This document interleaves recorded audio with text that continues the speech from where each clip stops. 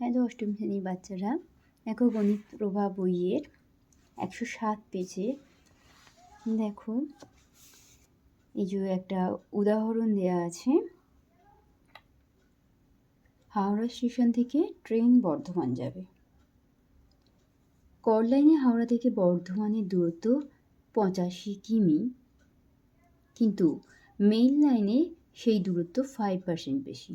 Main লাইনে হাওড়া থেকে বর্ধমানের দূরত্ব সমানুপাতের সাহায্যে হিসেব করো। আচ্ছা, সমানুপাত দেখো প্রথমে এইভাবে লিখে নিয়েছে, কর লাইনে দূরত্ব 100, মেন লাইনে হচ্ছে 105, কারণ 5% বেশি বলেছে, তাহলে 100 হলে 105 হবে। আর তাহলে অ্যাকচুয়ালি কর লাইনের দূরত্ব হচ্ছে হাওড়া আর বর্ধমানের 85, তাহলে মেন লাইনে কত সেটা বার করতে হবে। প্রথমে সমানুপাতে এখানে এরা বার করেছে যে 100, এটাকে ইজটু বলে, 85 ডবল ইজটু 105 কত হবে, ইজটু কত হবে। তো যখনই এইভাবে লেখা থাকবে, অর্থাৎ আমি এই যে যেটা বার করতে হবে সেটাকে যদি এক্স বলি, অনেকে এক্স ধরলে একটু তাদের প্রবলেম হয়, কিন্তু পুরো কথাটা তাহলে আমাকে লিখতে হবে যে মেন লাইনে দূরত্ব, তার বদলে আমি এক্স ধরে নিলাম, ঠিক আছে।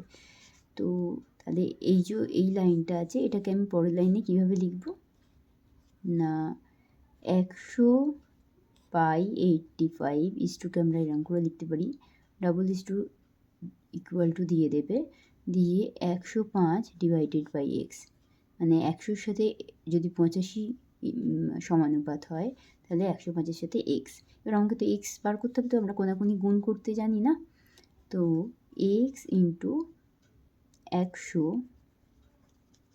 ইকুয়াল টু 85 ইন্টু 105, কোনাকুনি গুণ করে ইকুয়াল টু করে দিয়েছি, এটার সাথে এটা, এটার সাথে এটা, ঠিক আছে।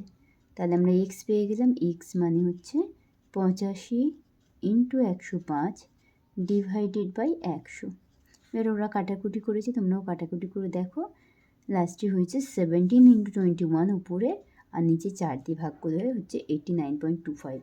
তো এটা আমরা ঐকিক নিয়মেও করতে পারি, যেটা আমি করে দেখিয়েছি এখানে দেখো।